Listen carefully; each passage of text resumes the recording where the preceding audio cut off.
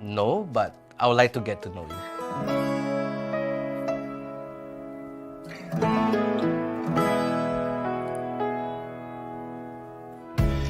After I pressed the reset button, nothing's been the same. She wasn't part of the plan. She was the plan. She was what the plan was missing all along. Or maybe the plan was what's been missing all along. Wait, what? Fine, I admit there was never a plan. But that's not the point. The point is, she didn't need the Kevin that always tried too hard. She wanted me, and somehow, without even trying, she made me better. Because of Ayako, every second felt worth holding on to. And now, for the first time in a long time, I don't want to press the reset button ever again.